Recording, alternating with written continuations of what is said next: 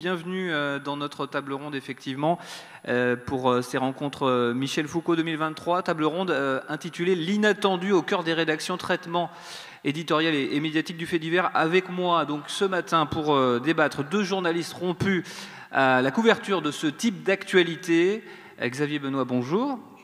Vous êtes journaliste reporter depuis plus de 20 ans à la Nouvelle République Centre Presse. Vous êtes notamment chargé du suivi des faits divers et de l'actualité judiciaire à la rédaction de Poitiers. Vous êtes par ailleurs l'auteur du livre que je vous présente ici même, Crimes et faits divers de la Vienne, les dernières grandes affaires judiciaires, publiées l'an passé chez Geste Éditions. J'ai pas dit de bêtises?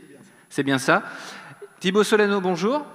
Vous êtes notre deuxième invité pour cette table ronde. Vous êtes vous aussi journaliste et écrivain.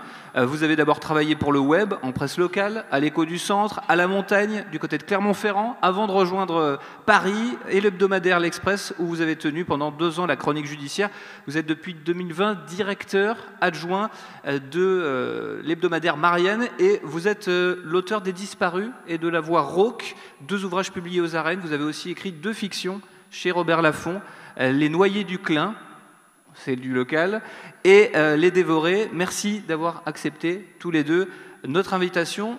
Nous sommes également ce matin avec nous pour cette table ronde en présence des étudiants de licence 3 de l'Université de Poitiers, le parcours métier du journalisme et de la presse. On a 3 étudiants qui sont avec nous sur scène, également dans le public. Bonjour Dawn, Manon et Juliane qui vont nous accompagner et qui n'hésiteront pas à poser des questions à nos 2 intervenants du jour. On attaque sans plus attendre. On rentre dans le vif du sujet avec cette petite vidéo. À la une ce matin, de gros moyens qui sont déployés. Hélicoptères, drones, équipes cynophiles et puis des battues. Pour tenter de retrouver la jeune Lina, 15 ans, disparue depuis samedi matin. Cette semaine, c'est la disparition de la jeune Lina. L'adolescente devait prendre le train pour rejoindre son petit ami, aller à Strasbourg. La semaine précédente, c'était les aveux d'une professeure de Dunkerque. C'est l'information de cette journée. Eh bien, la femme a reconnu ce matin avoir tué son mari. Les faits divers rythment aujourd'hui le quotidien des journaux télévisés et des chaînes d'information en continu. À la une ce soir également, un homme dont on est toujours sans nouvelles et qui continue à faire parler de lui, Xavier Dupont de Ligonnès. Je vous le rappelle évidemment, si vous nous rejoignez, Jonathan Daval, condamné à 25 ans de prison pour le meurtre de son ex-compagne. Le fait divers, ou quand l'extraordinaire vient bousculer la vie de gens ordinaires. C'est pas la personne que je connais. Je comprends pas. C'est totalement en décalage avec sa personnalité. Voilà, pour se mettre directement dans le bain, c'était le sommaire de l'émission C'est l'actu, diffusée sur France 5 le mois dernier. Les faits divers, passion française, vous êtes d'accord avec ça, Thibaut Solano ? Oui, effectivement. Venant de la presse régionale, c'est vrai que dans ce média-là, les faits divers ont toujours eu une grande importance, y compris quand, dans certains médias nationaux, ils étaient perçus comme une matière un peu moins noble, un peu sale, un peu vulgaire.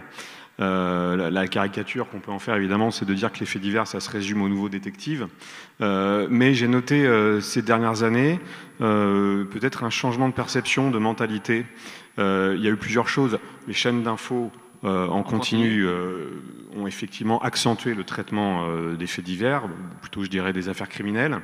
Et puis il y a eu aussi l'événement Society, avec son numéro devenu culte sur l'affaire Dupont de Ligonnès, qui a touché un public plus, on va dire, plus bobo, plus urbain, plus snob peut-être, et du coup la matière du fait divers est devenue moins sale, plus digne. À une époque, après les terribles attentats de l'année 2015, certaines rédactions parisiennes voulaient faire moins de faits divers et se concentrer sur les affaires de terrorisme, qui sont des affaires éminemment politiques, parce que la matière du terrorisme était considérée comme moins crapoteuse, évidemment, que le crime, qu'un féminicide ou que sais-je. Mais effectivement, depuis, je dirais, quelques années, depuis 4-5 ans, c'est redevenu une matière dont on a plus peur de parler et qui n'est plus aussi sale qu'avant. Vous partagez ce même constat, Xavier Benoît, le fait divers a retrouvé des lettres de noblesse dans le journalisme en France? Alors, vu depuis ce qu'on appelle nous la PQR, la presse quotidienne régionale, ça a toujours été un des fondamentaux pour vendre du papier. Malgré tout, il y a une réalité économique qu'il ne faut pas oublier avec la PQR. Mais ça reste... Ce sont d'ailleurs les articles les plus lus. Ça reste le produit d'appel, effectivement. Un gros fait divers bien annoncé en une avec une photo 4 cols, comme on les appelle. Ça reste effectivement le plus vendeur. Alors on va rentrer dans le vif et dans le cœur de notre propos du jour. En quoi consiste le métier de fait diversier? Comment est-ce qu'on raconte un fait divers? Disparition, meurtre, enlèvement, séquestration. C'est une matière à part parce qu'on touche, j'allais dire, à la douleur, on touche à la chair. Xavier Benoît? Alors oui, mais avant de toucher à la chair, il faut déjà vérifier les informations et surtout les recueillir. C'est ce qu'il y a de plus compliqué en PQR pour des journalistes de presse quotidienne comme nous. Il faut savoir, derrière les fantasmes qu'on peut avoir sur la révélation d'un fait divers, qu'il est extrêmement compliqué d'aller recueillir l'information et surtout de la vérifier. Pour vous donner un exemple, on est souvent alerté par un lecteur ou un témoin de la présence d'un fourgon de l'identification criminelle sur un lieu ou d'un rassemblement de policiers ou de gendarmes, ce qui nous met la puce à l'oreille. Après, on a forcément des affaires où on n'a pas le lieu, donc on est obligé d'aller rechercher. Et puis après, on est bloqué par les forces de l'ordre. Le seul habilité à communiquer sur un fait divers, c'est le procureur de la République. Et il communique quand il le souhaite. Donc, c'est-à-dire que le temps judiciaire n'est pas le temps médiatique. Nous, on est contraints par une urgence, encore plus d'ailleurs avec le web, puisqu'on se retrouve en concurrence avec la radio et la télé, ce qui n'était pas le cas avant. Avant, on avait 24 heures de décalage, nous, en presse écrite, ce qui n'est plus le cas aujourd'hui. Et le but du jeu, pour nous, c'est d'aller recueillir l'information le plus vite possible, la vérifier et après la diffuser. Mais c'est très compliqué dans les faits parce qu'on est bloqué généralement par les forces de l'ordre avec un cordon de sécurité et en fait on agit par cercle concentrique, c'est-à-dire quand on arrive à trouver le lieu, parce que je vous expliquerai un peu plus tard effectivement que c'est parfois très compliqué de trouver le lieu aussi d'un homicide ou d'un crime de sang, mais on agit une fois qu'on a l'adresse par cercle concentrique.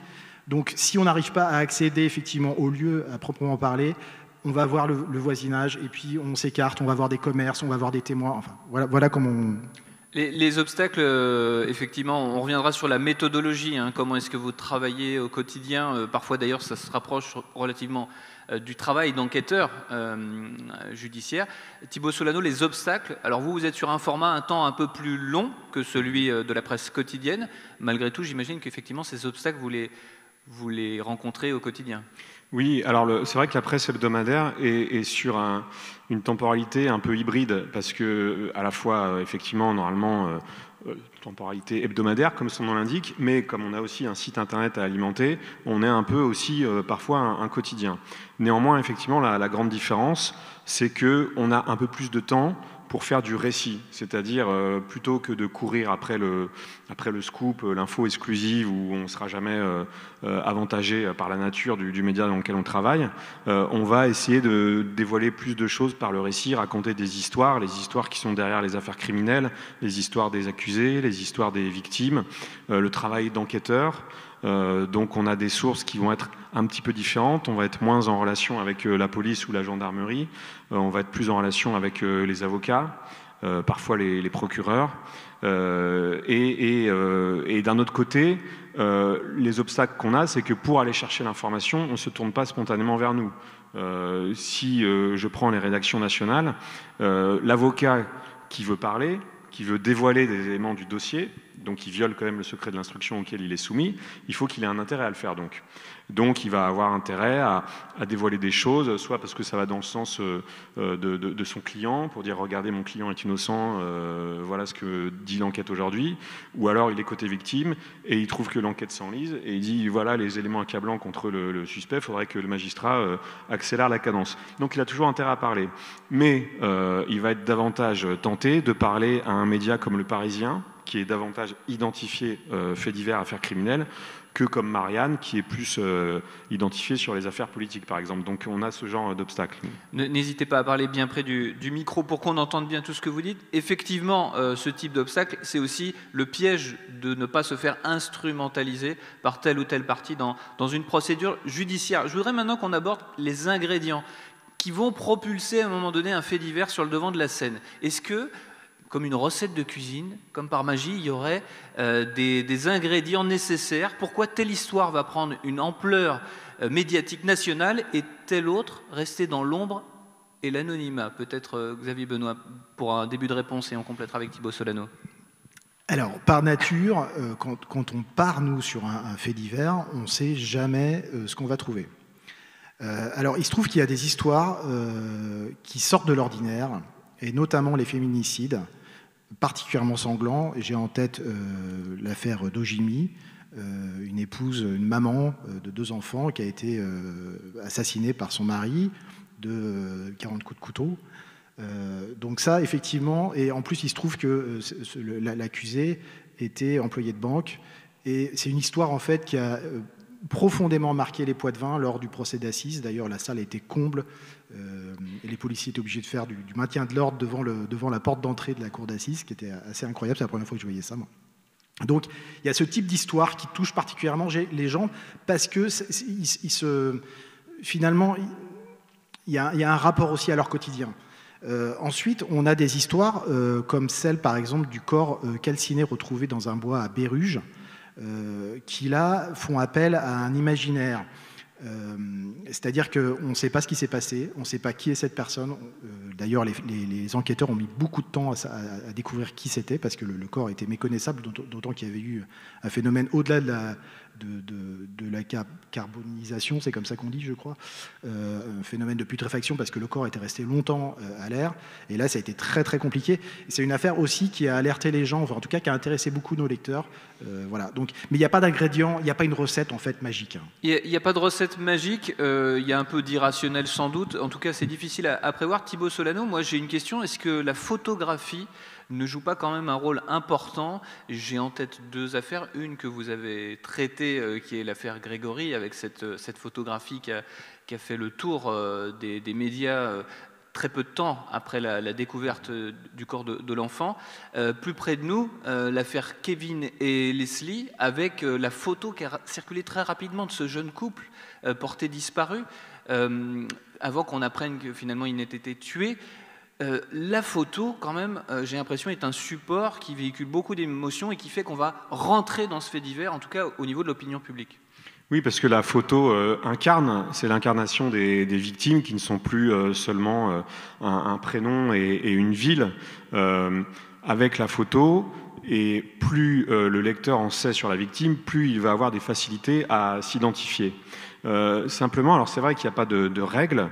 Par exemple, parfois, si une affaire criminelle trouve autant d'écho, c'est simplement parce que l'actualité est plate à ce moment-là, en plein été par exemple. Mais il y a aussi quand même des choses qui reviennent. Alors évidemment, tout ce qui touche aux enfants, même si c'est pas toujours le cas. Par exemple, il y a eu une affaire de crime terrible, je crois que c'était à Verdun il y a 2 semaines, une fillette kidnappée, violée et tuée. Ça a fait très très peu de bruit. Voilà. Donc je pense qu'il y a une deuxième chose, c'est quand il y a un mystère, c'est-à-dire quand l'enquête piétine, en tout cas dure longtemps, parce que évidemment le lecteur se demande pourquoi le tueur n'est pas arrêté, est-ce que c'est un raté de l'enquête, est-ce qu'au contraire le tueur est machiavélique, et évidemment chaque média voulant sortir des infos, ça feuilletonne l'affaire criminelle, pardon de le dire, et du coup effectivement ça peut aussi davantage rencontrer d'écho. Et puis j'ai remarqué aussi que quand les victimes étaient d'un milieu social, on va dire, trop marginal, j'ai en tête des affaires de disparition sur lesquelles j'ai travaillé qui ont eu peu d'écho au niveau national parce qu'il s'agissait, notamment une affaire dans les Alpes, une personne qui était en marge de la société, qui vivait avec son chien dans son camion, qui a disparu un jour, et c'est peut-être une affaire criminelle.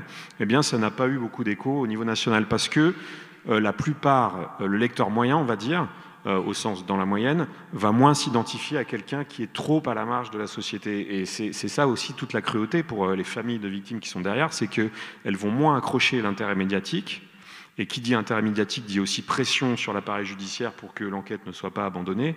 Et c'est ça la grande injustice. Si votre frère vivait dans un camion avec un chien et qu'il a disparu, il y a malheureusement de fortes chances que les gens s'en fichent. On retrouve effectivement l'injustice sociale.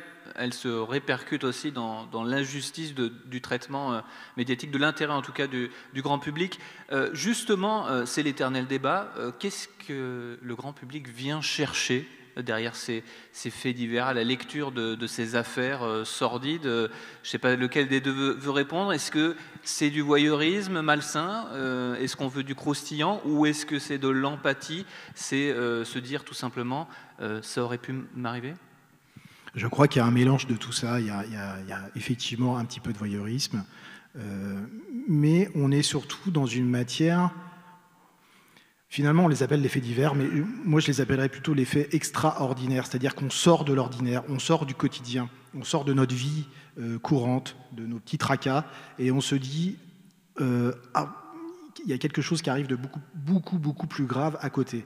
Je crois que c'est ça qui intéresse en fait profondément les gens, et raison pour laquelle ils s'identifient aussi plus facilement. Je vais laisser la parole à Thibaut. Oui, Thibaut Solano, directeur adjoint de Marianne. Oui, je suis assez d'accord. Je pense qu'il y a un mélange des publics qui lisent les articles d'affaires criminelles, tout comme il y a un mélange des médias. C'est-à-dire il y en a qui le font effectivement par voyeurisme et qui vont y aller fort dans les détails, dans l'aspect sanglant. Et puis il y a aussi d'autres médias qui vont être plus respectueux des victimes et de leurs familles qui sont toujours là, en s'appuyant plus sur les éléments d'enquête, sur les histoires humaines. Et ça aussi, c'est quelque chose qui intéresse les lecteurs, parce qu'il s'identifie, parce qu'il peut se dire que ça pourrait m'arriver à moi aussi. Et puis il y a une petite partie, pas beaucoup, mais une petite partie des affaires criminelles qui ont parfois aussi un sens sociologique, un sens politique. Ça dit quelque chose de la société, de là où on en est dans la société.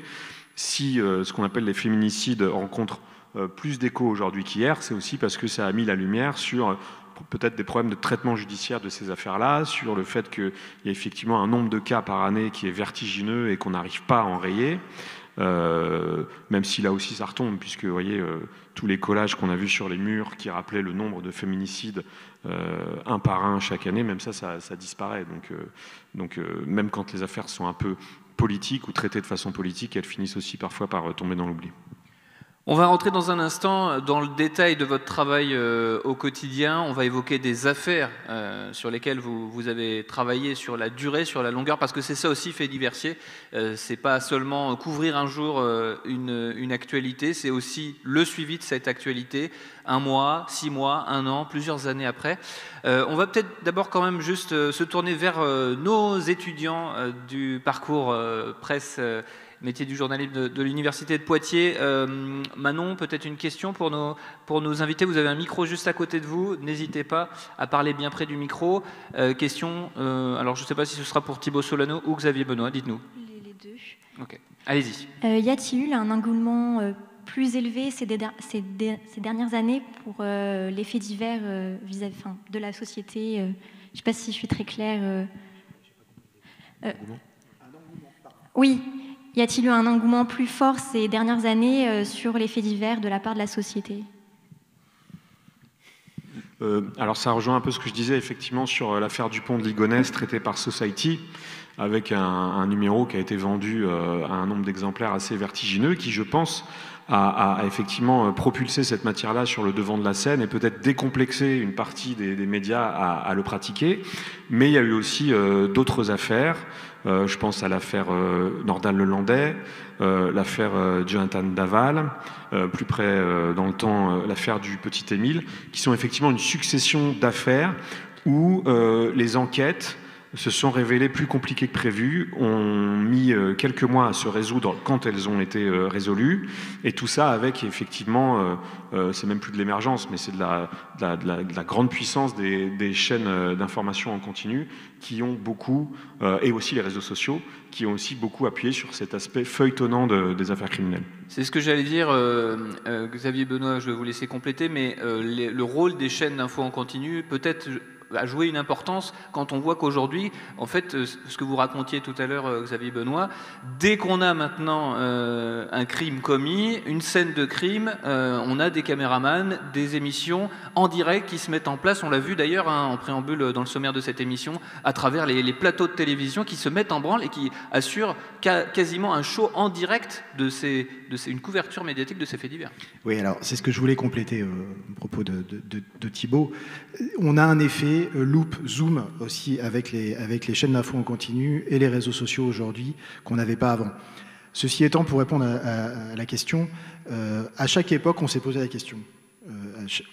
Chaque époque contemporaine, en gros depuis l'invention de l'imprimerie de la presse, on s'est posé la question de savoir s'il y avait plus de faits divers ou d'intérêt pour les faits divers. Mais en fait, globalement, je crois que quand vous reprenez le Petit Journal au début du XXe siècle, il consacrait une page entière en dessin à un fait divers sanglant. Donc en fait, c'était déjà la même chose. Sauf qu'effectivement, aujourd'hui, avec les outils numériques dont on dispose, avec la télévision, tout ça est beaucoup plus important qu'avant. Et c'est d'ailleurs ce que vous soulignez à un moment donné dans votre livre, le fait qu'il faut aussi à un moment donné ne pas tomber dans le piège de se dire tout ce que je vois, en fait, c'est tout ce qui m'entoure. On est effectivement sur un effet grossissant. Heureusement, toute la société n'est pas en proie tous les jours à des crimes sordides. Oui, Thibault pourrait en parler aussi bien que moi. Effectivement, quand on trempe en permanence dans les faits divers, on a un effet déformant de la société aussi. C'est assez compliqué parfois à vivre, même à titre personnel. Ouais. Alors Thibault, justement, on va vous donner à nouveau la parole sur le travail au quotidien, votre méthodologie, notamment aussi pour vos livres, qui s'approchent un peu d'un travail d'enquêteur, presque d'historien, eu égard à l'antériorité des faits, sur l'affaire Grégory. La voix rauque, c'est le nom de votre livre. La voix rauque, c'est le corbeau qui a cette voix rauque qui menaçait cette famille Villemain. Concrètement, 40 ans, on est bientôt 40 ans après les faits, ce sera l'année prochaine.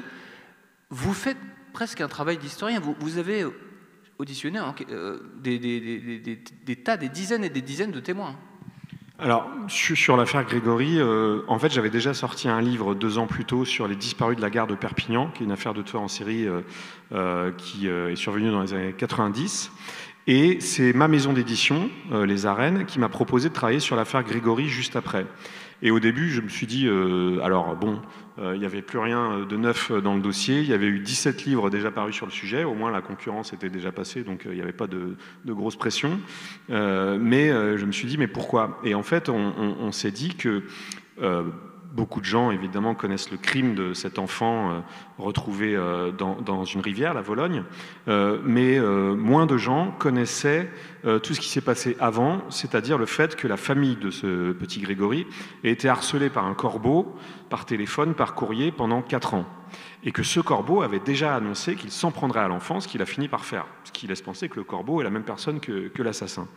Et donc là, je me suis dit, oui, effectivement, il y a quelque chose à raconter, d'aller fouiller un peu dans les secrets de famille et de raconter ça sous forme quasiment de journal de bord, quasiment jour par jour, entre le début des années 80 et l'année 1984, l'année du crime.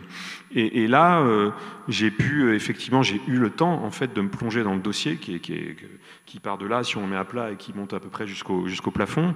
J'ai eu le temps, j'ai pu rencontrer des gens, j'ai pu aller sur place. Et j'ai trouvé que cette approche était... Enfin, moi, j'ai appris évidemment plein de choses. Et avoir le temps de raconter ça de cette façon... Non pas en se disant, du coup, ça va apporter la clé de l'énigme et à la fin de ce travail-là, je saurai qui est l'assassin. Je ne sais toujours pas qui a tué Grégory Villemain. Mais ça a permis de raconter autre chose autour de l'affaire et une certaine réalité sociologique de l'époque, puisque toute l'affaire Villemain, c'est tout de même un jeune couple, Jean-Marie et Christine Villemain, qui vit dans une famille d'ouvriers, depuis des générations, qui avant étaient agriculteurs depuis des générations, donc des gens assez modestes, qui se connaissent tous entre eux, qui vivent tous dans 2-3 villages différents. Et au début des années 80, la société change.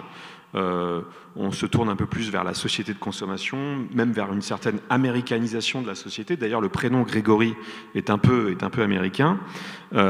Et vous avez donc ces jeunes parents qui décident de s'émanciper par rapport à leur famille d'origine, même à l'usine où ils travaillent, de prendre du galon, de devenir chef, parce qu'ils ont envie justement d'avoir une meilleure vie que leurs parents, et on veut leur faire payer. leur réussite sociale, relative, parce qu'ils ne roulent pas non plus en Jaguar, leur réussite sociale suscite beaucoup de jalousie dans la famille et autour de la famille, et suscite même une haine terrible qui, dans cette espèce de huis clos, va prendre des proportions dingues. Et je pense que si on a enlevé et tué leur enfant, c'est uniquement pour leur faire payer leur réussite sociale. C'est uniquement une jalousie qui s'est transformée en vengeance. Et donc, pour raconter ça, il fallait se plonger dans les secrets de famille. Et c'est tout l'intérêt de faire un bouquin et de ne pas traiter l'affaire au quotidien. C'est d'avoir le temps de raconter ça, ce qu'on ne pourrait pas faire ou moins bien faire, je pense, si on était juste dans un article court dans un magazine.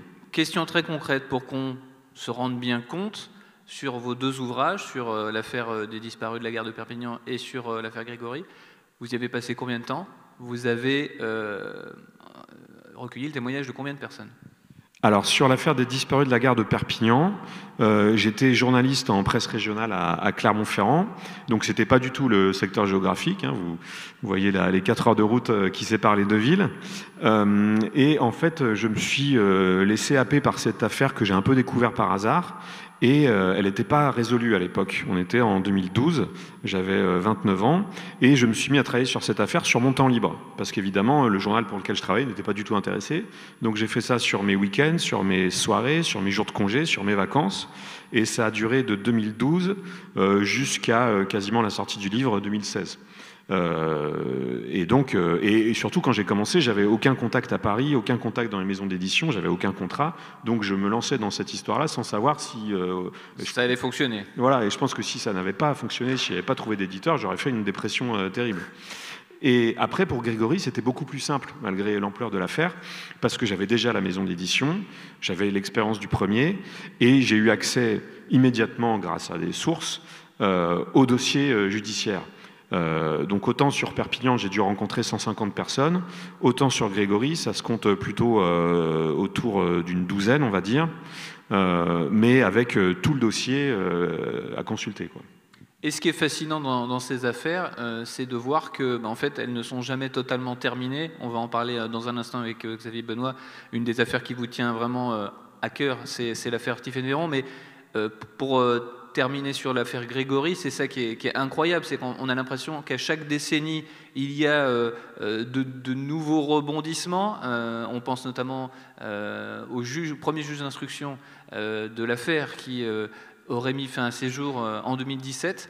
Voilà, on a l'impression que c'est jamais terminé. D'ailleurs, vous avez sorti une nouvelle actualité, Marianne, pas plus tard que le mois dernier, c'est ça, dans cette affaire? Oui, tout à fait. Alors, c'est une information qui ne va pas changer le cours de l'affaire parce que finalement, on a découvert que grâce à l'ADN et aux techniques perfectionnées de l'ADN, un corbeau avait été identifié. Mais il se trouve que c'était, on s'en est rendu compte, un corbeau imitateur et non pas le corbeau principal. Et oui, c'est une information qu'on a dévoilée il y a à peu près un mois. Mais cette information-là, elle donne beaucoup d'espoir parce qu'elle montre que les techniques ADN continuent à évoluer d'année en année et il est tout à fait possible que l'année prochaine, alors c'est lié simplement à la mise à jour d'un logiciel plus performant, et bien donc il se trouve que grâce à ça, l'année prochaine, de nouveaux tests ADN seront très probablement ordonnés dans l'affaire Grégory sur le timbre de la lettre de revendication du crime qu'avait envoyé le corbeau. Donc là, c'est sûr que l'ADN du tueur est sur ce timbre. Et donc, voilà, on aura peut-être la clé de l'énigme, mais je suis très très prudent quand même, mais on aura peut-être la clé de l'énigme de Grégory l'année prochaine. C'est bien, pour le suspense, c'est parfait. Ça ne s'arrête jamais. Merci beaucoup Thibaut Solano. On a hâte d'être en 2024 pour connaître cet épilogue. Est-ce que nos étudiants, Manon, vous avez posé une question? Est-ce que Dawn, vous avez une question à poser à nos invités du jour? On a parlé de féminicide juste avant, et je voulais savoir ce que vous pensez. En quoi pensez-vous que les réseaux sociaux peuvent être un vecteur de sensibilisation efficace face au féminicide, et comment cela peut-il influencer la couverture médiatique traditionnelle de tels événements? On va laisser Xavier Benoît répondre sur cette question, parce que vous avez couvert pas mal de féminicides dans la Vienne ces dernières années. Oui, en effet. Alors, je pense que avant de parler de l'incidence des réseaux sociaux, en fait, pour qu'il y ait une information qui passe sur un réseau social, il faut déjà qu'il y ait une information qui a été vérifiée, recoupée et qui a été publiée par un média comme la Nouvelle République Centre Presse. Et s'il y a une incidence, en tout cas, elle vient de là, c'est-à-dire qu'elle vient de la responsabilité des journalistes et des rédactions qui décident d'accorder un soin particulier à cette question-là. Nous, depuis plusieurs années, à la rédaction de la Nouvelle République, on est engagé là-dedans, sur toutes les questions de violence, ce qu'on appelle dans le milieu judiciaire les VIF, les violences intrafamiliales, qui représentent 60% de l'activité actuelle du greffe correctionnel, hein, ce qui est pas mince. On a décidé, par une volonté, et alors moi, à titre personnel aussi, dès que j'ai une affaire de violence intrafamiliale qui passe en correctionnel, je décide d'en faire une tête de page. On met les numéros également en fin d'article pour sensibiliser les gens, les femmes en tout cas, qui pourraient être victimes de ces faits-là, pour qu'elles aient directement une info pratique, hein, pour alerter en tout cas sur ces violences. Donc je réponds indirectement à ta question, mais en fait oui, les réseaux sociaux ont une incidence, mais au départ effectivement il y a quand même une information, et cette information elle a été vérifiée et recoupée par un journaliste. Voilà. Est-ce que Juliane, vous avez une question pour nos invités? Je vous laisse prendre le micro à votre tour, intervenir. Bonjour à tous. Moi, j'avais une question concernant les rapports entre journalistes et la justice. Je voulais savoir quelles étaient, s'il y avait des relations conflictuelles, par exemple, s'il pouvait y avoir de la censure dans le cadre de certaines affaires, ou alors pour des recueils d'informations. On sait que la justice, des fois, possède plus d'informations, et justement, le but des journalistes, c'est d'acquérir le plus pour pouvoir transmettre au lecteur. Je voulais savoir si les relations étaient compliquées des fois avec la justice. Alors, on a deux réalités différentes, puisque vous avez deux journalistes qui travaillent dans deux médias complètement différents. Donc on va recueillir les deux réalités différentes. Voilà. On commence avec vous, Benoît, gardez le micro. Alors, nous c'est très compliqué, conflictuel, mais pas uniquement qu'avec le milieu judiciaire. Aujourd'hui, alors tout ça est lié à un contexte particulier depuis plusieurs années avec les attentats, avec la mise en place de Vigipirate. Autant il y a plusieurs années, on arrivait à faire des tournées de faits divers, ce qu'on appelle des tournées de faits divers, c'est-à-dire qu'on passe tous les soirs, on appelle tous les soirs en fait. Avant, on y arrivait physiquement, on allait dans les gendarmeries, dans les commissariats.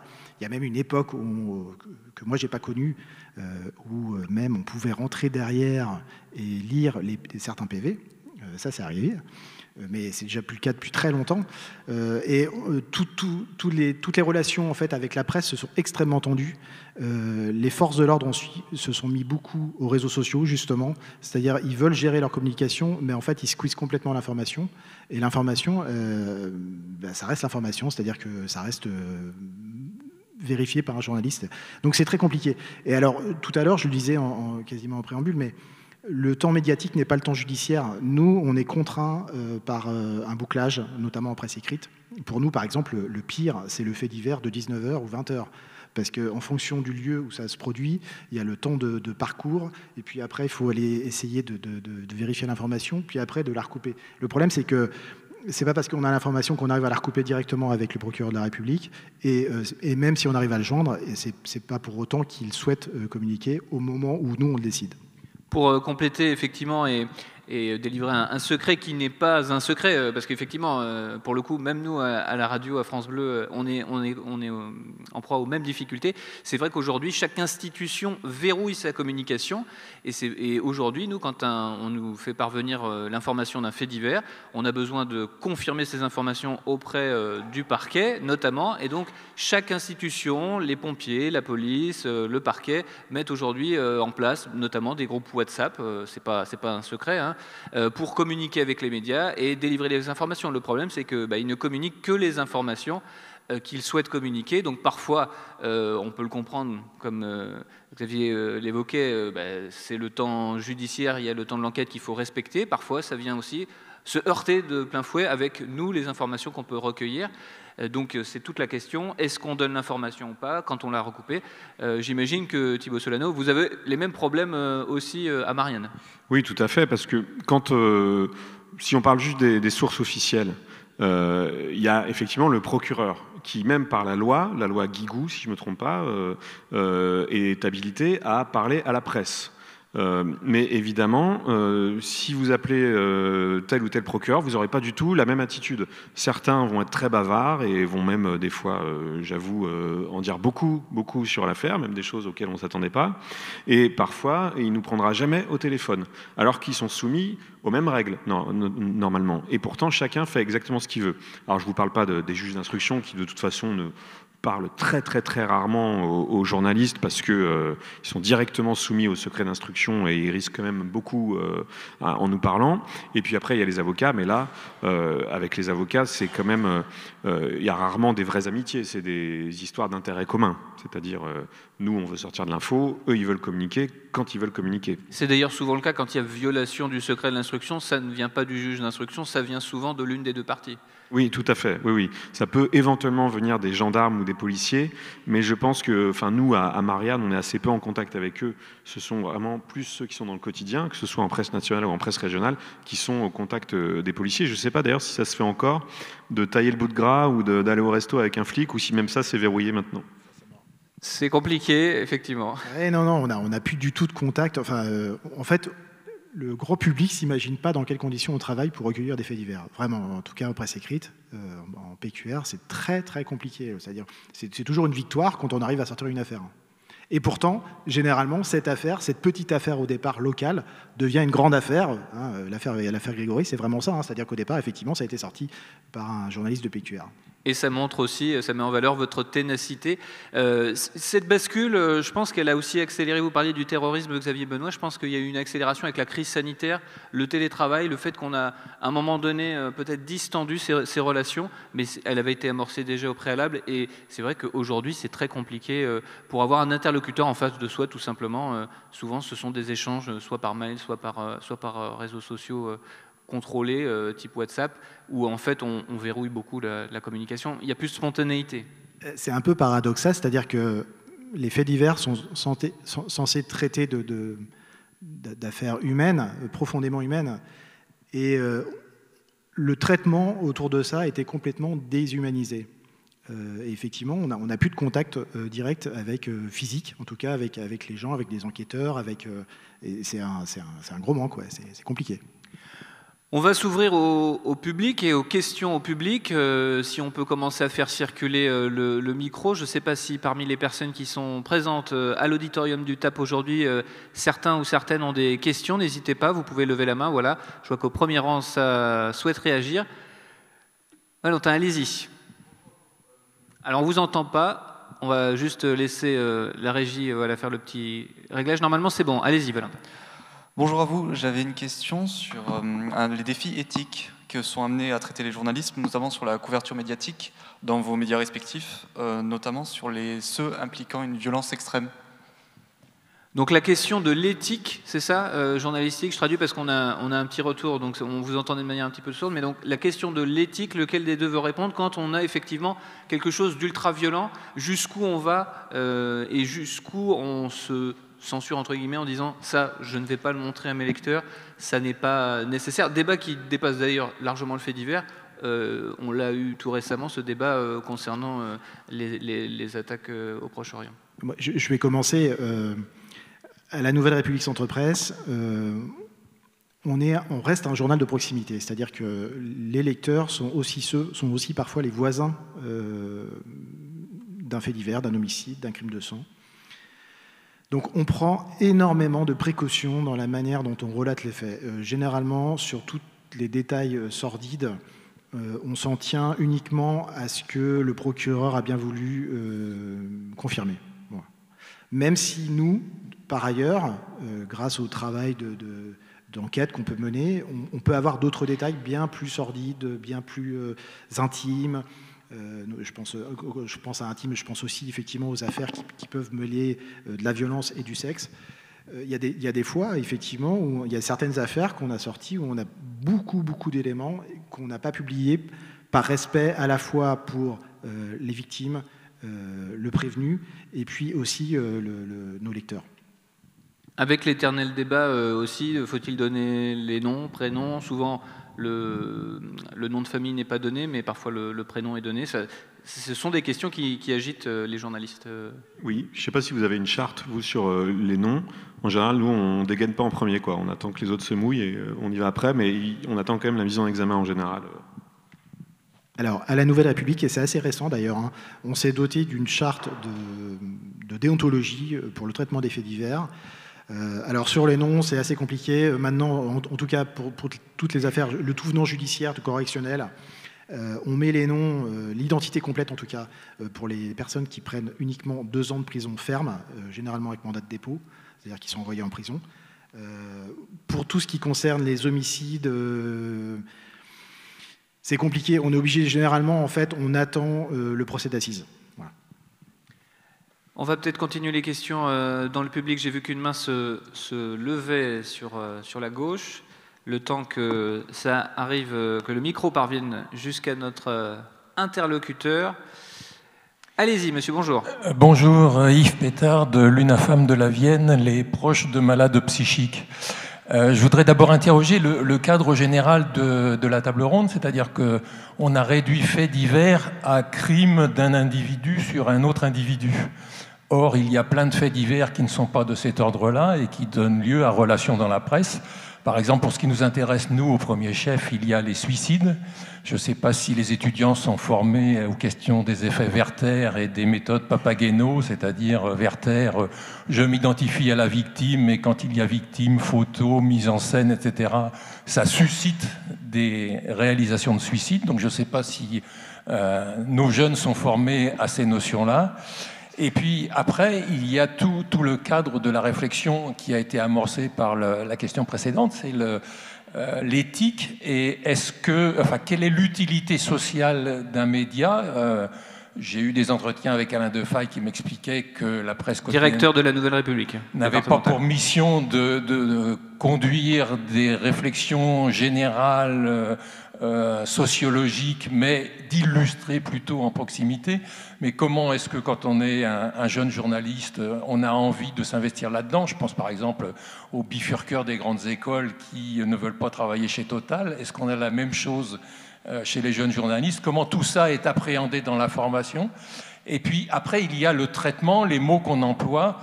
Et on regrette beaucoup, nous, pour ce qui nous concerne, que les faits divers avec un auteur ayant à voir avec la psychiatrie bénéficient, entre guillemets, d'une inscription à l'agenda plus fréquente que la population générale, alors que les faits divers dont ils sont à l'origine, statistiquement, enfin là je m'appuie sur les études du professeur Senon qui fait autorité en matière médico-légale, statistiquement, il n'y a pas de raison qu'il y ait plus de faits divers liés à des origines psychiatriques. Alors, or, dans la restitution, si.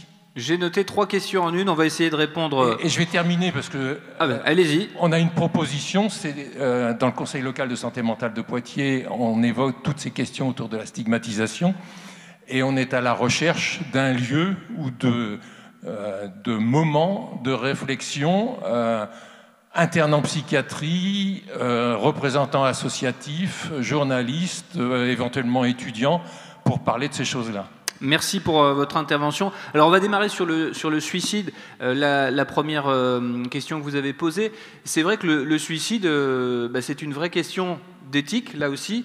En règle générale, là je parle pour notre rédaction, mais vous allez me dire, messieurs, comment ça se passe chez vous. On n'évoque pas les suicides, sauf si ceux-ci peuvent avoir été réalisés sur un espace public, dans un lieu de travail, et où là, pour le coup, il y a une nécessité d'informer. Thibaut Solano ? Oui, c'est ça. Enfin, là, je me souviens plutôt de mes souvenirs en presse régionale, mais les suicides, si quelqu'un se suicide dans sa salle de bain, on n'a absolument aucune raison d'en parler, et même on ne sera pas forcément au courant d'ailleurs. En revanche, si c'est sur la voie publique, si c'est sur une voie ferrée par exemple, il est possible que ça donne lieu à un article qui sera plutôt, on va le dire, une brève, parce qu'effectivement, on met plutôt l'accent sur les affaires criminelles que sur ces affaires-là. Effectivement des affaires qui souvent relèvent du geste d'ordre privé. J'ai souvenir, Xavier Benoît, d'un très bel article que vous avez écrit, vous allez peut-être nous en parler, justement sur une personne qui s'est suicidée, parce que la plupart du temps on ne parle pas de ces gens. Là vous avez fait le choix, c'était un choix éditorial osé, mais vous l'avez fait avec beaucoup de pudeur, d'évoquer le cas de cette dame. Oui, alors j'imagine que vous faites référence à un suicide pendant la pandémie de Covid. Ça doit être ça. C'est ça. C'est ça. Donc, juste, alors, pour répondre, effectivement, je confirme que nous ne traitons pas les suicides dans le cadre privé, nous le traitons uniquement dans le cadre public. En fait, dès qu'il y a un trouble à l'ordre public, c'est-à-dire que quand vous avez quelqu'un qui saute de la passerelle et qui tombe sur la voie publique, effectivement, il y a un trouble à l'ordre public, et là, effectivement, on en parle. Ça peut être aussi un suicide dans un cadre privé si ça concerne quelqu'un de public, un personnage public. Ça fait partie des exceptions. Et dans ces exceptions, il s'est trouvé, pendant la pandémie de Covid, que j'ai été mis au courant d'une septuagénaire qui avait mis fin à ses jours à côté de Chauvigny, dans une petite commune. C'est une dame, en fait, qui allait tous les jours sur le marché, enfin, en tout cas, qui allait en ville. C'était un peu sa bouffée d'oxygène, parce qu'elle habitait en milieu rural. Et quand j'ai appris ce suicide, en fait, ça m'a particulièrement touché, parce que c'était un drame de l'isolement et une profonde injustice. Enfin, j'ai ressenti une profonde injustice, en fait, dans son geste, et j'ai voulu, en fait, lui rendre hommage à travers un article que j'ai rédigé à ce moment-là, qu'on a réussi à passer. La photo était assez symbolique, c'était une pâquerette, si je me souviens bien, dans un champ. Bon, voilà, ça fait partie des exceptions, effectivement, à la règle. Voilà. Mais c'est aussi une façon de traiter de ce sujet qui ne doit pas être un sujet passé sous silence, et j'imagine que c'était aussi l'objet de votre intervention. Justement, le traitement des mots, hein, c'est ça aussi, c'était, je crois, votre deuxième ou troisième question. Là aussi, il faut arriver à trouver les bons mots, les mots justes. C'est pas évident. Alors moi, je vais être un peu à contre-courant, mais en fait, je suis désolé de le dire comme ça, mais si on fait attention à tout le monde, on n'écrira plus jamais rien. Je suis pas du tout pour la dictature des offensés, et donc voilà, j'écris parce que ça s'est passé, j'écris parce que c'est conforme aux faits, mais je me dis pas. Alors effectivement, il y a des mots qu'on n'utilise plus, et tant mieux. Par exemple, crime passionnel, qui avait tendance à romantiser quelque chose de terrible, qui est simplement le fait qu'un homme a tué sa femme. Mais sinon, effectivement, pourquoi on précise parfois que si quelqu'un a tiré sur la police, par exemple, on précise qu'il était schizophrène, eh bien parce que ça veut dire aussi que peut-être c'était pas un terroriste, et donc le mobile du crime ou le contexte du crime est différent. Si cet élément-là apporte quelque chose, on va pas le taire parce que ça pourrait offenser certaines personnes, quoi. J'aimerais qu'on aborde à présent un autre aspect qui est justement celui d'accompagner, parce que quand on fait ce travail au quotidien pendant des mois, de suivre une affaire, c'est pas le tout de relater ce qui se passe, c'est aussi à un moment donné se retrouver confronté à des familles qui sont dans la peine, qui sont dans la douleur. Je ne sais pas si Xavier Benoît voulait particulièrement intervenir, je pense à l'affaire Tiffaine Véron que vous avez beaucoup suivi. C'est aussi comment continuer à faire exister cette affaire qui, on le rappelle, n'est toujours pas résolue au moment où on se parle. Ça, c'est quelque chose de très difficile parce que sans les médias, on n'en parlerait plus sans doute aujourd'hui. Alors, avant d'évoquer l'affaire, la disparition de Tiffaine Véron, je voulais vous raconter une autre histoire, celle d'Elisabeth Boissineau, qui est la maman de Chloé Boissineau, merci, assassinée à la terrasse du Carillon lors des attentats du 13 novembre 2015 à Paris. Voilà, il se trouve que cette Chloé est originaire du Château-Larcher, dans la Vienne, une petite commune, et Elisabeth, et sa maman, s'est battue pour faire vivre sa mémoire. Si je vous cite cet exemple-là, c'est parce que, à force d'accompagner Elisabeth Boissineau, je me suis aperçu, moi, que petit journaliste de PQR, en fait, je lui renvoyais l'image finalement de sa propre thérapie, savoir où elle en était. Et c'est une donnée que je n'avais pas du tout intégrée, moi, quand j'ai commencé à couvrir les faits divers. C'est-à-dire qu'on a un rôle aussi, mine de rien, de miroir pour les victimes et les familles de victimes. Voilà. C'est d'ailleurs intéressant parce que selon les interlocuteurs, on n'a pas les mêmes réactions. Il y a des personnes qui sont prostrées, qui sont mutiques, et d'autres qui ont besoin de parler dans les médias. C'était le cas de la maman de Chloé Boissineau. C'est ça. Alors, pour Elisabeth Boissineau, il y a notamment des lecteurs qui nous reprochent de continuer à en parler, mais il faut que ces personnes-là sachent que ce n'est pas forcément nous qui décidons d'aller frapper à la porte de cette maman. C'est elle qui souhaite vraiment que la mémoire de sa fille Chloé continue à vivre dans notre journal. Alors parlons de l'accompagnement des familles de victimes justement et l'aide qu'on peut leur apporter pour que leur histoire ne sombre pas dans l'oubli.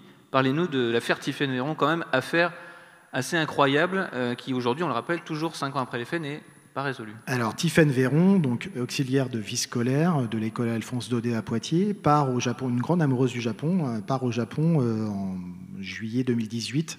Elle atterrit à Tokyo et elle rejoint tout de suite un hôtel à Nikko, l'hôtel Turtle Inn, et quasiment dès le lendemain, elle disparaît sans laisser de traces. Donc on est le 29 juillet 2018, donc là ça fait plus de 5 ans. Et depuis 5 ans, sa famille qui habite à Poitiers, sa maman, Anne Désert, qui habite à Poitiers, et surtout son frère et sa sœur, Damien Véron et Sybille Véron, remuent ciel et terre, mais vraiment au sens propre comme au figuré, hein, pour essayer de savoir ce qu'il est advenu de leur sœur. Il se trouve que je travaillais, moi, cet été-là, et j'ai commencé, effectivement, de façon factuelle, à donner les éléments de cette disparition. Alors, en plus, on est sur un fait divers très compliqué pour nous en presse quotidienne, c'est-à-dire que d'habitude, on est attaché à notre géographie départementale, et là, on se retrouve avec un fait divers qui est à 10 000 km, sur lequel on ne maîtrise rien. Il a fallu pourtant donner des informations, et la complexité dans cette affaire, c'est qu'au finalement, on n'a que les informations via la famille. Mais la famille est demandeuse systématiquement d'articles sur la disparition de Tiphaine Véron, parce que ça permet de continuer justement là aussi à faire vivre la mémoire et à faire vivre Tiphaine cette affaire pour qu'elle ne s'enterre pas. Voilà. Il y a eu encore un rebondissement hier, hein, d'ailleurs, très important, puisque Damien Véron, qui est là-bas pendant 1 mois, a réussi à rencontrer le gouverneur de Tochigi, qui est la préfecture de Tochigi, dont dépend la ville de Nikko. Et ce gouverneur s'est enfin engagé à donner les éléments de l'enquête de police qui n'ont jamais été donnés depuis 5 ans. Et surtout, il a demandé pardon pour ne pas avoir retrouvé Tiphaine Véron, ce qui a particulièrement touché son frère. Y a-t-il d'autres questions dans le public? Oui, au premier rang. Le micro arrive sur votre droite. Le temps juste voilà, de vous tendre ce micro, c'est parti. J'avais juste une question qui était liée à vos sphères d'influence aux uns et aux autres et au rapport qu'il y a sur une affaire qui devient ou pas une grande affaire, c'est entre la PQR et la presse nationale. C'est-à-dire comment on devient... Alors vous avez partiellement répondu l'un et l'autre. Hein. La belle affaire, qui est d'abord une affaire qui est sans doute traitée localement, quel rapport vous entretenez avec la presse nationale qui s'emparerait ou pas de ce qui deviendrait ou pas une affaire nationale. Et je pense là, aujourd'hui ou demain, à l'affaire de la Sambre, par exemple, hein, c'est-à-dire ou Émile Louis, hein, ça a duré longtemps, traité par la PQR et qui a mis un bout de temps, avec les ingrédients hein, qui font que ça devient une belle affaire, mais qui met un bout de temps à être emparé par la presse nationale et avec le regard différent ou pas, avec vous ou pas. Bon, j'espère que vous n'allez pas me les fâcher. Lequel des deux veut répondre en premier? Alors, moi, je vais vous répondre franchement. Je suis très énervé, en fait, qu'on attende qu'un média national décide si c'est une belle affaire ou pas. C'est-à-dire que on a des belles affaires, enfin, non, je suis désolé, mon mot est inapproprié. On a des faits divers passionnants, nous, dans nos localités, dans nos départements, et qui sont traités par la PQR. La bulle médiatique parisienne, j'ai toujours pas compris comment elle fonctionnait. C'est-à-dire qu'effectivement, il y a parfois des très bonnes histoires qui remontent du terrain et pourtant elles ne sont pas exploitées. On ne sait pas pourquoi, on ne sait pas à quoi ça tient. Enfin, moi, je ne sais pas si Thibault a une explication, mais il y a des fois, je n'arrive pas à comprendre. Alors, comme j'ai travaillé aussi en presse régionale, je me souviens notamment de l'affaire Fiona, à Clermont-Ferrand, qui était cette petite fille qui avait disparu, enfin on croyait qu'elle avait disparu dans un parc et en fait on s'est aperçu qu'elle avait été tuée par son beau-père et sa mère. Et c'est vrai qu'à l'époque je voyais des journalistes parisiens arriver Non seulement ils n'étaient pas sympas, mais en plus, les avocats avec lesquels on traitait tout au long de l'année, tout à coup, n'avaient Dieu que pour eux. Et donc je me disais, ces journalistes parisiens sont vraiment des connards. Mais maintenant que j'en suis un, je relativise un peu. Vous allez pouvoir nous expliquer que c'est pas le cas, totalement. Mais je crois qu'effectivement, alors il y a plusieurs choses parce que quand on est à Paris, envoyer un journaliste en région, ça coûte de l'argent parce qu'il y a le transport et puis il y a l'hôtel. Donc ça a tendance à se faire de moins en moins parce que la presse se vend de moins en moins et a donc de moins en moins de moyens. Donc ça veut dire que la presse sélectionne encore plus qu'avant les affaires où elle va envoyer un journaliste. Donc déjà, il y a un critère encore plus strict. Vous avez parlé de 2 affaires, c'est sans doute pas par hasard, La Sambre et Émile Louis, qui sont des affaires de crimes sériels. Effectivement, dès qu'on est sur le profil d'un prédateur ou d'un tueur en série, forcément, ça évoque beaucoup de choses dans l'opinion publique, des réalités comme des fantasmes. Et là, c'est sûr, ça déclenche l'envoi d'un journaliste en région. Mais effectivement, pour toutes les autres affaires, s'il n'y a pas ce côté mystère, ce côté enquête qui patine, ce côté mais si le tueur n'est toujours pas trouvé, c'est peut-être parce qu'il est très très intelligent, très très machiavélique, qui finalement là aussi nous renvoie vers un imaginaire un peu de fiction.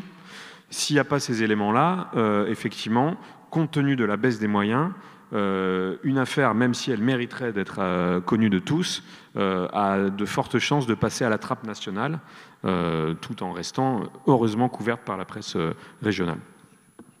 Xavier Benoît va juste pour compléter, mais en revanche, je reviens à l'affaire Tiphaine Véron, mais Society y a consacré également un numéro cet été, je crois. Très bien fait d'ailleurs, très très bien fait, vraiment. Et moi j'étais très content pour la famille que ce soit repris au niveau national, parce qu'effectivement pour eux c'est extrêmement important. Après je ne vous cache pas que ça fait 5 ans que je suis ce dossier. Je suis toujours très déçu quand, par exemple, Damien Véron, avec qui je suis en contact en permanence, file une info particulière, un scoop, entre guillemets, à un confrère d'Europe 1 ou du Parisien, parce qu'il s'est engagé auprès de lui et qu'il estime que l'information va avoir plus d'envergure au niveau national que dans la presse locale, ce en quoi il n'a pas complètement tort. Mais bon... Pour nous, c'est compliqué parce qu'on suit l'affaire de bout en bout. Il y a parfois, on feuilletonne aussi parfois en brodant, enfin en tout cas en essayant de faire vivre l'histoire, mais tout ça tient aussi parfois avec des bouts de ficelle. Et on peut être aussi un peu déçu, nous, en tant que journalistes locaux. Oui, eu égard à l'investissement que vous avez fourni depuis le début de l'affaire. Je ne sais pas si ça répond à votre question. Moi, j'ai l'impression qu'en fait, ils ne peuvent pas fonctionner totalement l'un sans l'autre, donc c'est plutôt positif. Vous avez une question encore dans le public? On va peut-être, au premier rang, faire parvenir le micro. Peut-être lever la main encore une fois pour bien qu'on vous repère, voilà, et que le micro puisse arriver jusqu'à vous. Guillaume Bourgeois. Guillaume. Bonjour. Oui, juste un élément de réflexion et d'information. Je vis à Poitiers depuis un certain temps et une journaliste de l'AFP que tu connais bien, cher William, me disait de toute façon, à Poitiers, il ne s'est jamais passé que 2 choses en 40 ans, du point de vue du fait divers. L'affaire Diallo, et puis d'autre part, l'évasion du palais de justice il y a 4 ou 5 ans. Et alors évidemment, ça témoigne du fait qu'une bonne affaire, un bon fait divers, pour une journaliste, pour un journaliste qui voit les choses de Paris ou de Bordeaux, c'est un fait divers qui connaît des rebondissements, qui peut durer justement une semaine. L'affaire Diallo, ça avait duré, enfin les plus jeunes ne s'en souviennent pas, mais c'était une affaire qui concernait un interne du CHU qui avait été accusé d'avoir empoisonné, d'avoir sciemment tué des patients. Il faut que ça dure, il faut qu'il y ait des rebondissements. Et alors ça me fait penser à une autre affaire que je connais bien en tant qu'historien, et un peu spécialiste de la presse en centre-ouest. C'est cette affaire qui s'est déroulée à Loudun, dont, alors là, tout d'un coup, le nom m'échappe complètement, mais qui concernait une dame qui avait procédé à des empoisonnements. Marie Bénard. Oui, voilà, l'affaire Marie Bénard. J'ai eu la chance de bien connaître Roland Barra, je pense que Xavier, vous l'avez connu, qui était donc le chef de la rédaction de Centre Presse. Et Roland avait été le premier présent sur l'affaire. Il me l'avait raconté donc un petit peu dans le détail. Il m'avait dit, quand je suis arrivé à Loudun le premier soir, et que l'information avait filtré qu'il se passait quelque chose d'important à Loudun, je suis allé à l'hôpital, ou plus exactement, j'ai rencontré la mère supérieure en second. À cette époque, souvent dans les hôpitaux, c'était des religieuses qui étaient infirmières. Et il me dit, elle m'a ouvert avec beaucoup de précautions, et j'ai mis mon pied dans la porte, et je lui ai dit, je viens pour les besoins de l'enquête. C'est-à-dire qu'il faisait quelque chose qui était déontologiquement un petit peu discutable, il se faisait passer... C'était son enquête, c'était pas l'enquête de gendarmerie. Bon, alors ça c'est la première chose. Et la deuxième chose, il m'a dit, tu sais, tu peux pas savoir comment j'ai pu vivre de cette affaire Marie Bénard, puisque pendant des années, étant donné que j'ai été le premier sur place, donc c'était devenu mon affaire, c'est moi qui l'ai traité, j'ai eu des correspondances avec le monde entier, car le monde entier se passionnait pour cette affaire d'empoisonnement de Loudun. Je faisais des directs sur NHK au Japon, j'étais sur ABC aux États-Unis, etc., etc. Effectivement, on va d'abord, d'ailleurs, avant de répondre sur le feuilletonnage, on va répondre là-dessus, sur le côté obsessionnel pour le journaliste à un moment donné, et puis surtout, on devient le spécialiste de telle ou telle affaire. Ça peut flatter l'orgueil, et en même temps, voilà, il y a le côté, il faut toujours rester à sa place, trouver le juste milieu, parce qu'on peut être complètement envahi par une affaire. J'imagine que vous-même, Thibaut Solano, que ce soit l'affaire des disparus de la gare de Perpignan ou l'affaire Grégory, je ne sais pas si la nuit, parfois, ça vous arrive d'y penser.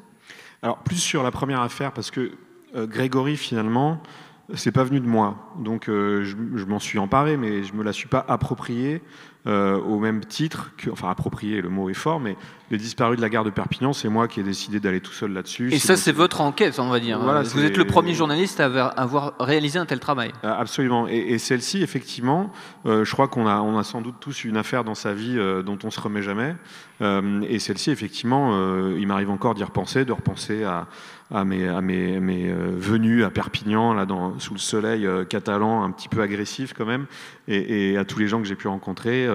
Et c'est vrai que c'est difficile parce qu'en fait, on se sent complètement happé, c'est ce que je disais tout à l'heure, par l'affaire. On y pense après, on n'oublie jamais.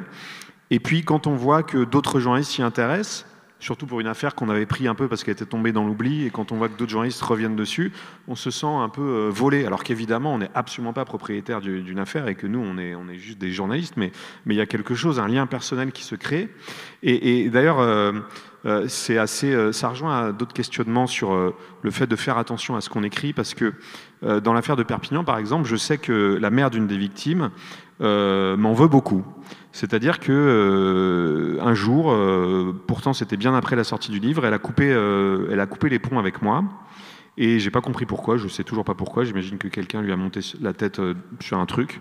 Et en fait, vous avez beau faire attention, vous ne pouvez pas contrôler la réaction des proches de victimes. C'est-à-dire que parfois, il y a peut-être un mot qui vous a paru anodin, qui vont ne pas digérer.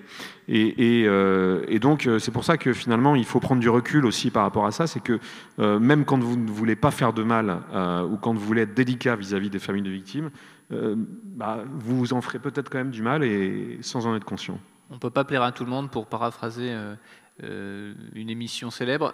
On fait son travail de journaliste, et ça peut aussi, parfois, on ne se fait pas que des amis sur ce type d'enquête. Voilà, et soit on est tétanisé et on arrête tout, soit on se dit, tant pis, on y va. Continue. Xavier Benoît, sur ce côté, effectivement, presque, j'allais dire, le mot n'est pas du tout adéquat, charnel, mais en tout cas, c'est un peu notre bébé, certaines affaires. C'est vrai que parfois, il peut y avoir ce sentiment ambivalent, d'ailleurs. Oui, il peut y avoir un sentiment d'appropriation, mais comme le dit très bien Thibaut, on n'est pas propriétaire d'une information, enfin c'est ridicule. Ce qui peut être compliqué à gérer, je rebondis sur ce qu'il vient de dire, c'est, en tout cas moi ce que j'ai Ce qui a été le plus compliqué à gérer sur certaines affaires, c'est les reproches effectivement de la famille de la victime. Ça touche vraiment, parce que quand on fait bien, enfin quand on pèse les mots, on fait attention, et que malgré tout on a des reproches ou des reproches effectivement qui viennent, ça peut être compliqué à gérer. On est obligé de cloisonner, hein. Enfin nous les faits diversiers, quand on rentre le soir, on évite de ramener le paquet chez nous, parce que sinon ça devient invivable. Et pourtant malgré tout, il y a certaines fois, certaines histoires qu'on porte comme ça, qui vous hantent. Voilà. Sur le feuilletonnage, Xavier, peut-être garder le micro, sur le feuilletonnage, là aussi la mesure est pas simple, parce que il faut trouver le bon dosage. Il y a un moment donné où on a besoin, parce qu'une affaire, il y a des rebondissements, il y a de nouvelles informations, et puis il y a aussi cette tentation de se dire, ça plaît au public, on va... Est-ce que cette caricature, parfois, du grand public, elle est réelle? Alors, hormis le cas particulier de Tiffaine Véron, qui est un fait hors norme, c'est-à-dire que 5 ans de suivi en PQR, moi, c'est la première fois que je vois ça, mais c'est lié à des circonstances particulières que je vous ai décrites tout à l'heure. Sur le feuilletonnage, alors déjà, il y a une nécessité, d'information, c'est-à-dire qu'une fois qu'on a découvert qu'il y avait eu je vais prendre un crime de sang, une fois qu'on a donné le factuel le premier jour, une fois qu'on est allé voir le voisinage le deuxième, voire parfois les confidences d'un enquêteur qui a bien voulu nous parler, le deuxième jour, qu'on a eu la conférence de presse du procureur de la République qui a bien voulu le faire le troisième jour. Voilà, bon, nous en PQR, généralement au bout de 3-4 jours, un fait divers, un crime de sang, ça commence effectivement doucement à s'éteindre, d'autant plus si la personne soupçonnée d'avoir commis les faits a été interpellée entre-temps. Donc voilà, on en est là dans ce type de feuilletonnage. Je ne sais pas si j'ai répondu à la question. Mais... Oui, Thibaut Solano, je ne sais pas si vous voulez compléter. Alors des fois le feuilletonnage effectivement est fait aussi à la demande de la famille, de la victime par exemple, parce que ils ont peur que la justice oublie leur dossier, sachant que les magistrats sont tous quand même beaucoup surchargés et ont à traiter des dossiers par dizaines. Et donc le fait de donner des informations à un journaliste pour qu'il fasse un article, c'est une manière aussi de mettre la pression sur la justice, sur les magistrats, pour dire on est toujours là et on attend que quelque chose se passe. Donc parfois on va sortir un nouvel article à l'occasion d'une date anniversaire, les 3 ans de telle affaire, ou parfois aussi la moindre nouveauté va entraîner aussi la parution d'un article. Oui, Xavier Benoît, vous voulez compléter? Oui, je veux juste compléter, simplement pour vous dire qu'il y a plusieurs temps. Alors déjà, premièrement, on ne tire pas à la ligne. C'est-à-dire qu'on n'écrit pas s'il n'y a pas vocation à le faire, parce qu'on reste un journal de proximité, qu'on fait attention à nos lecteurs. Bon, bref. Mais il y a aussi une nécessité économique, c'est-à-dire qu'on sait pertinemment que ce fait divers fait vendre et qu'à un moment donné, si on a des informations, ça fait vendre le journal et on en est là. Bon, voilà. Ça, c'est le temps 1. Mais en sachant que nous, aussi en PQR, on a une deuxième chose qui intervient et que les hebdos ou les mensuels n'ont pas forcément, c'est on a le temps après du procès, le procès d'assises. Et là, effectivement, on peut y consacrer beaucoup de place et de temps et d'énergie, parce que c'est intéressant, on rentre dans le fond du dossier. En plus, le procès d'assises reste quand même un événement majeur judiciaire. C'est vraiment l'honneur de la justice en France. Et on peut aller dans le fond du dossier. En plus, les familles sont là. On peut parfois aller les voir. Parfois, ils nous confient des photos de la personne disparue. Tout ça fait partie aussi d'un deuxième temps, d'un crime qui peut faire partie, en tout cas, du feuilletonnage. Pour terminer cette séquence justement sur le feuilletonnage, moi je suis intéressé, Thibaut Solano, pour avoir votre avis sur le fait que parfois aussi, on rejoint un peu la question de l'éthique, de la déontologie. Parfois, on peut se laisser instrumentaliser tout en étant conscient de cette instrumentalisation, parce que on va pouvoir sortir tel scoop. On sait qu'on va avoir peut-être un avocat qui va à un moment donné approcher une rédaction et dire voilà, moi, dans cette affaire incroyable, je peux vous donner tel ou tel élément. Est-ce que ça arrive? Est-ce que parfois on se pose des questions en disant est-ce qu'il faut accepter ou pas? Oui, complètement. Ça, de toute façon, c'est le but des avocats, encore une fois, c'est de faire sortir des infos qui vont dans le sens de leurs intérêts. Alors, on peut s'en protéger de deux façons. D'abord, évidemment, il faut recouper les informations. C'est-à-dire que si l'avocat vous donne un bout de procès-verbal d'une audition, tiens, il manque la page 3, là. Je vais peut-être essayer de la retrouver d'abord. Donc, ça passe par, effectivement, contacter d'autres avocats qui sont opposés, ou par le procureur, parfois. Et puis aussi, ça tient aussi de sa perception de l'affaire. C'est vrai que si on me parle d'un dossier où je suis à peu près persuadé que, sans être policier moi-même, que la personne est coupable et que l'avocat me sorte une information un peu tirée par les cheveux pour dire regardez, ça va plutôt dans le sens de l'innocence, est-ce que je vais la sortir en me disant le type veut juste faire un coup et ça va contre la réalité du dossier ou pas. Donc voilà, ça c'est ce genre de questions qui se posent. Et en général, je m'en sors en donnant la parole à tout le monde, ce qui fait que même quand il y a une information qui va dans un sens, elle peut se retrouver un peu noyée ou en tout cas rééquilibrée par les informations des autres parties. Y a-t-il d'autres questions dans le public? On rentre dans le dernier quart d'heure de cette table ronde. L'inattendu au cœur des rédactions, le traitement éditorial et médiatique du fait divers. Et nous avons un étudiant de licence 3 de l'Université de Poitiers qui va intervenir. Oui, bonjour à tous. Je me demandais si cet amour, cette passion du fait divers était quelque chose de très français ou c'est quelque chose qu'on retrouvait dans un cadre européen ou plus largement international.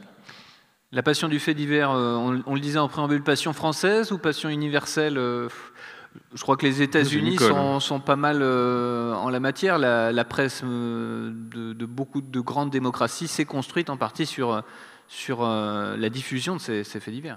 Oui, même en y réfléchissant, même dans les pays anglo-saxons, en Grande-Bretagne, vous avez aussi des journaux qui frappent fort sur le fait divers, tout en ayant une diffusion très importante. On n'a pas forcément d'équivalent d'ailleurs à ce genre de médias-là du côté de chez nous, sinon on tombe tout de suite dans des trucs très crapoteux qui se vendent presque sous le manteau. Après, aux États-Unis, qui est un pays tout de même assez morcelé, c'est pas non plus les mêmes crimes. Un tueur en série en France, il tue 3 personnes. Aux États-Unis, il peut en tuer 12 parce que il passe d'un État à l'autre sans se faire attraper. Et donc, il peut y avoir la même appétence, mais on a tort parfois de comparer les chroniques criminelles de la France et des États-Unis, par exemple. Xavier Benoît, est-ce que vous souhaitez répondre sur la question?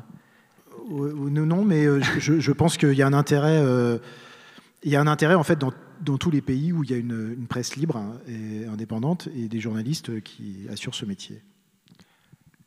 Y a-t-il d'autres questions dans le public? Moi, il y a deux... oui, on va prendre votre question. Et puis après, moi, j'aurai deux autres interrogations. Voilà, il y a une main qui se lève sur la partie droite de l'auditorium du TAP qui nous accueille pour ces rencontres Michel Foucault 2023. Allez-y. Pensez-vous que le fait divers est-il toujours populaire en presse écrite avec les réseaux sociaux? Bah oui, complètement. Enfin, on y a répondu tout à l'heure, évidemment. Mais de toute façon, en fait, c'est pas moi qui le dis. C'est simplement qu'on vérifie les chiffres de vente. C'est statistique. Voilà, c'est ça. Et là, on n'invente rien. C'est-à-dire qu'on sait pertinemment qu'un homicide, avec une bonne information, bien annoncée en une, ça fait vendre du journal. Voilà. C'est aussi simple que ça. Alors je crois que tu peux préciser quelque chose si c'est comme quand j'étais à la montagne. Tu as dit les faits divers sont la rubrique la plus lue. Alors je crois qu'avant il y a les avis d'obsèques. Voilà. Oui, c'est vrai. La nécrologie rubrique. Oui, pour être tout à fait complet, effectivement, les gens, nos lecteurs, nous achètent pour les avis nécrologiques et les faits divers. Y a-t-il d'autres questions dans le public? Moi, j'avais deux interrogations. On va vous donner la parole juste avant. J'avais une interrogation sur le poids des journalistes, le poids de la presse sur l'instruction judiciaire. On sait qu'il n'est pas neutre. Est-ce que parfois, là aussi, on se dit qu'on est un petit peu, on s'est fait déborder sur le traitement de telle ou telle affaire? Et est-ce qu'on constate aussi les répercussions de tel ou tel article, alors j'allais dire pendant tout le cheminement de l'instruction de l'enquête, mais aussi le jour du procès, où il n'est pas rare, il est même assez fréquent que avocats, parquets se battent à coups d'articles de presse pour rappeler le traitement qu'il y a eu en amont. Oui, c'est vrai que dans ces affaires extrêmement sensibles, où quand même il y a mort d'homme, ce qu'on écrit peut avoir de l'importance dans l'instruction.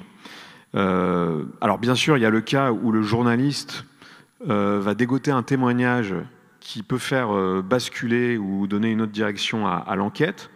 Ce n'est pas le cas le plus fréquent, ça fait avoir le temps de faire du terrain et de tomber sur les bonnes personnes, mais il faut savoir que ça peut arriver aussi. Donc le journaliste potentiellement peut avoir ce pouvoir-là d'influer sur le traitement de l'affaire criminelle et sur les rebondissements.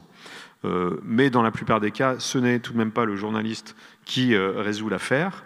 Et là, effectivement, il y a le précédent de l'affaire Grégory. C'est-à-dire que quand on se prend pour un policier, on commet des fautes, et parfois des fautes graves. Et sur l'affaire Grégory, c'est tout de même une affaire où des journalistes ont accusé telle ou telle personne, relayant la conviction de tel ou tel policier, jusqu'à accuser la propre mère de l'enfant. S'improvisant parfois enquêteur sans avoir les compétences. Voilà, en tordant les faits, en écrivant des choses fausses, ou en les tordant de façon à ce que le lecteur soit persuadé que c'était la mère qui avait tué. Et ça, je pense qu'on n'est pas complètement sorti de l'auberge, j'allais dire, puisque j'ai vu passer encore sur l'affaire Lina. Je crois qu'il y avait une référence à l'affaire Lina dans Ça a été évoqué dans la petite vidéo diffusée. Tout à fait, qui est dans le Bas-Rhin, je crois, qui est cette adolescente qui a disparu en allant à la gare. Et j'ai encore vu un média, grosso modo, ils accusaient carrément le petit copain de la jeune femme en disant il a perdu son téléphone, c'est suspect. À partir de là, vous savez bien que le lecteur qui va lire cette information va se dire ah oui, c'est sans doute lui le coupable. Donc le combat de la présomption d'innocence est un combat quotidien et c'est vraiment quelque chose. Enfin, les journalistes doivent faire extrêmement attention à ça, évidemment. Xavier Benoît, vous voulez... Simplement pour compléter, on ne peut pas écrire n'importe quoi, on peut être poursuivi pour diffamation. Ça arrive assez régulièrement aussi. Avec, on va peut-être terminer là-dessus. On va peut-être quand même prendre la question juste avant. Oui. Allez-y, vous avez le micro. Bonjour. Avec l'augmentation des traitements médiatiques des faits divers, vous l'avez dit tout à l'heure, pensez-vous que les médias participeraient à la montée d'un certain sentiment d'insécurité en France ? Ça aussi, c'est vaste débat. Oui, qu'on nous ressort assez régulièrement. Oui, le pouvoir réel ou supposé, effectivement, bon. Alors, moi, à mon niveau, en tout cas au niveau de la PQR, j'y crois pas trop. On n'est pas des relais d'influence sur la société civile, pas vraiment en fait, dans l'histoire, et en tout cas concernant des faits divers. Tout dépend de la manière dont on les traite aussi, ces faits divers. C'est-à-dire que si on a une charte de déontologie, une éthique qui conduit à, en tout cas, en parler de façon intelligente, intelligible, je crois qu'on évite ce genre d'écueil. Thibaut Solano. Alors, je pense que la presse est un thermomètre, et c'est pas parce qu'on casse le thermomètre, pour reprendre une image un peu peut-être galvaudée, mais quand même, c'est pas parce qu'on casse le thermomètre qu'il fait moins chaud. Et je vais vous parler d'un cas très politique pour le coup, le cas de l'affaire Mohamed Merah, donc ce terroriste qui a tué des enfants devant une école juive en 2012. On est en pleine campagne présidentielle. Entre Sarkozy et Hollande. Et moi, je suis persuadé que cette affaire a eu moins d'écho que l'horreur de l'affaire aurait dû lui en donner, parce que les gens étaient tétanisés, et notamment les journalistes étaient tétanisés à l'idée de se dire si on en fait trop sur cette affaire, ça va avantager tel ou tel candidat, ça va avantager l'extrême droite, alors qu'il s'agissait quand même d'enfants assassinés. Et je pense que l'affaire Mohamed Merah n'a pas eu à l'époque l'impact médiatique qu'elle aurait si elle avait lieu aujourd'hui. Je pense qu'elle a été minimisée, justement parce que beaucoup de journalistes se disaient on a entre les mains une matière inflammable qui peut peser sur l'issue de la présidentielle, et mieux vaut ne pas trop en faire. Et ce qui est quand même déontologiquement très discutable. Il peut y avoir aussi de l'autocensure parfois dans les rédactions. On parlait tout à l'heure de censure, parfois aussi c'est l'autocensure. L'affaire Merah, effectivement, de ces enfants est assez symptomatique. Terminons aussi sur les gros ratés de la profession. Moi, je suis le premier à battre ma coulpe. Il faut de temps en temps s'y reconnaître, parce que parfois ça arrive. Nous sommes des êtres humains. Il y a des chartes de déontologie, on fait de notre mieux, mais parfois il peut y avoir des gros ratés, des ratés collectifs. Je pense toujours à moi ce qui s'est passé avec Xavier Dupont de Ligonnès, qu'on a retrouvé l'espace de quelques heures dans un aéroport à Glasgow. J'avais envie de vous entendre tous les deux là-dessus. Est-ce que pour vous, il y a eu un avant et un après? Est-ce que vous avez le sentiment que la profession s'est remise en question à ce moment-là, ou en tout cas s'est dit oui, il y a peut-être un souci?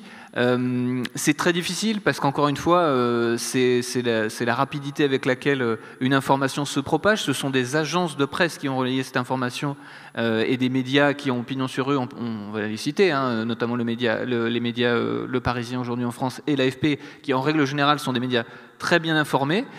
Voilà. Est-ce que pour vous, il y a eu un avant et après est-ce que ce raté vous a fait réfléchir? Je pense qu'il y a eu un avant et un après. Ça ne veut pas dire que ça ne recommencera jamais.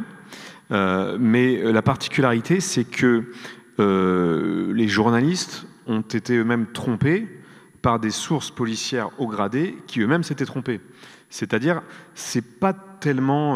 Enfin, je connais pas exactement le détail de comment ils ont travaillé, parce que je pense qu'eux-mêmes n'ont pas trop envie d'en reparler, et je pense que Le Parisien a fait beaucoup moins d'articles sur Dupont de Ligonnès depuis cette affaire-là. Mais je ne sais, je pense qu'ils ont fait des vérifications auprès de sources habituelles qui sont fiables, et qui, ce jour-là, ces sources-là se sont plantées. Est-ce que ça n'interroge pas, alors Xavier Benoît, vous allez répondre, mais vous pourrez répondre aussi tous les deux. La deuxième question derrière, c'est est-ce que ça n'interroge pas aussi le rôle de la source et comment est-ce qu'on travaille avec ces sources? Non, mais la boucle est bouclée, c'est-à-dire qu'on revient au début de la discussion, c'est-à-dire on a beaucoup de mal à travailler aujourd'hui, à vérifier des informations, à les recouper, parce que on est face aussi à certains murs judiciaires ou des forces de l'ordre. Et je pense que dans l'affaire Dupont de Ligonnès, alors peut-être que certains ont voulu tirer plus vite que d'autres, peut-être que Le Parisien effectivement s'est dit bon c'est bon, on tient le scoop là, on va vendre du journal, hein, on va y aller. Mais connaissant le boulot de fait divers et du fait diversier, je pense qu'il devait être particulièrement mal, parce que je pense qu'il a dû faire comme d'habitude, comme disait Thibault, il a dû vérifier avec des sources qui étaient fiables. Et là, les sources fiables ne l'étaient pas, ou en tout cas se sont trompées. Mais ça rejoint la complexité en fait vraiment du boulot de fait diversier. C'est très très compliqué de bosser aujourd'hui, hein, en tout cas en PQR. Comment ça s'est passé d'ailleurs pour vous à l'époque? Moi je me rappelle qu'à la radio, pendant plusieurs heures, on a donné cette information avant de finalement rectifier, de faire machine arrière, parce qu'il y avait, encore une fois, il y avait des dépêches d'agences qui tombaient et qui certifiaient cette information. Comment ça s'est passé, vous, au niveau de la presse? Alors, moi, j'en ai plus du tout souvenir à la Nouvelle République Centre Presse, d'autant qu'on a un service d'information générale qui est basé à Tours et qui s'occupait de ça, hein, parce que ça ne nous concernait pas directement dans la Vienne. Voilà, donc j'ai pas de souvenir de ça. Particulier. Thibault Solano, je ne sais pas où vous étiez, peut-être du côté de la montagne? Non, j'étais à l'Express, et dans mon souvenir, alors j'étais en vacances, j'ai bien fait d'être en vacances en ce moment-là pour ne pas risquer de rebondir dessus, mais comme on n'était pas non plus une grosse équipe, on n'a même pas eu le temps de se pencher dessus, si vous voulez, que déjà l'affaire s'était dégonflée. Puis par ailleurs, l'Express n'était pas comme Le Parisien, n'avait pas ce prisme aussi marqué sur le fait divers, donc prenait un peu plus de temps, heureusement, pour sauter dessus. De l'avantage parfois du temps long. Y a-t-il de toutes dernières questions pour cette table ronde qui va se terminer dans quelques instants? Allez, oui, on va prendre une dernière question dans le public. Je ne sais pas si sur scène, les étudiants qui sont avec nous, vous aviez d'autres questions? Oui, allez, on prend deux dernières questions. Il y aura donc Dawn et donc Madame. Allez-y d'abord. Oui, c'était une dernière question par rapport à cette vague qui n'est pas tout à fait contemporaine, hein, mais des romanciers qui s'emparent des faits divers. Pas tout à fait contemporaine, parce que hier soir on avait les Sœurs Papin, donc on pourrait parler de Jean Genet et des Bonnes, mais de ces succès de librairie, je pense à L'Adversaire d'Emmanuel Carrère ou de Janada en particulier.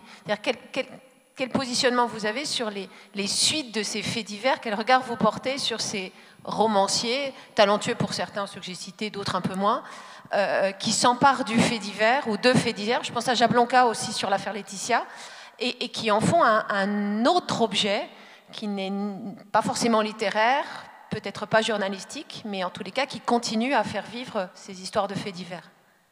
Thibault Solano?